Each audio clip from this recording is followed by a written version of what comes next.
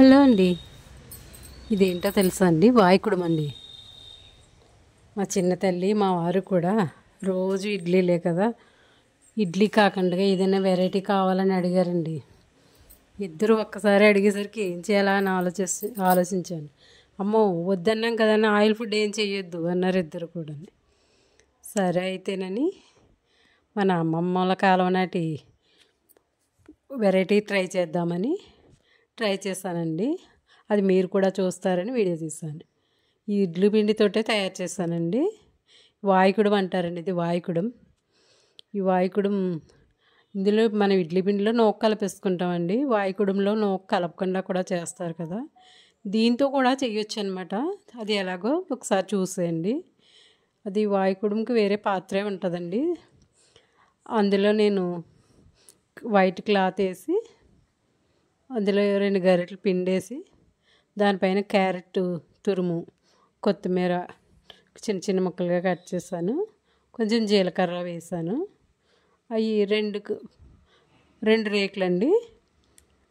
First రేకు అలా వేసిన తర్వాత మళ్ళీ రెండో రేకు కూడా పెట్టి రెండో రేకు కూడా సేమ్ అలాగే వేసి దాని తర్వాత దానిపైన మళ్ళీ క్యారెట్ తురుము,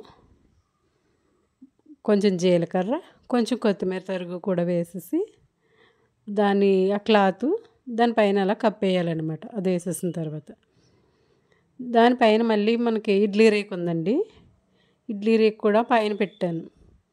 ఇడ్లీ రేకు కూడా పెట్టి దానికి కూడా మళ్ళీ సేమ్ ప్రాసెస్, మళ్ళీ పిండి వేసి మళ్ళీ క్యారెట్ తురుము, జీలకర్ర, కొంచెం కొత్తిమీర తరుగు కొంచెం ఆ ఇడ్లీల పైన కూడా సేమ్ ప్రాసెస్లో అలాగే వేసానండి. ఇప్పుడు అది ఒక్కసారి మొత్తం ముగ్గురికి కూడా టిఫిన్ రెడీ అయిపోతుంది కదా, అందుకోసం అలా చేశానన్నమాట. పిల్లలు అస్తమాను ఇడ్లీలా అన్నా కూడా ఇలా వెరైటీగా పెడితే ఆరోగ్యానికి ఆరోగ్యం. వాళ్ళు అబ్బా ఇదేదో బాగుంది కదా వెరైటీ అని ఇష్టంగా తింటారండి. కొత్త కొత్త వంటలే ఇష్టపడతారు కదా పిల్లలు, అందుకోసం ఇలా ట్రై చేశాను అన్నమాట. ఇది ఆరోగ్యానికి ఆరోగ్యం ఉంటుంది, చూడటానికి కూడా బాగుంటుంది కదా. కొత్తిమీర ఆరోగ్యానికి మంచిదే మనకి.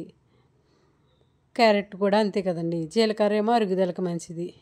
అందుకే ఇవన్నీ కాంబినేషన్లో అలా చేస్తూ ఉంటే చూడటానికి చాలా బాగుంటుంది, పిల్లలు కూడా ఇష్టంగా తింటారనమాట. అందుకోసం నేను ఇలా ట్రై చేశాను. అది వేసేసిన తర్వాత అప్పుడు మూత పెట్టేసి ఒక పావు గంట సిమ్లో పెట్టి ఉంచేసానండి. అప్పుడు చక్కగా పావు గంటలో కూడా చక్కగా ఉడికిపోయినాయి అనమాట. అప్పుడు తీసేసాను. ఆవిరి తీసేసిన తర్వాత ఫస్ట్ ఇడ్లీ రేకు చూసారు చక్కగా ఉడికిపోయినాయి అనమాట. పిల్లలకి కొత్తగానే ఉంటుంది, ఆరోగ్యంగానే ఉంటుంది.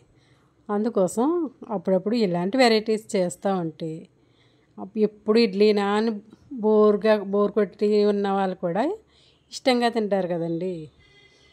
చక్కగా ఇవి చూసారా రెడీ అయిపోయినాయి. అందుకోసం మీరు కూడా అప్పుడప్పుడు ఇలా చేయండి. నా వీడియో నచ్చితే లైక్ చేయండి, షేర్ చేయండి, సబ్స్క్రైబ్ చేయండి. మీరు కూడా మీ పిల్లలకి, పెద్దవాళ్ళకి, ఇంట్లో వాళ్ళందరికీ ఇలా వెరైటీగా చేసి పెట్టేయండి.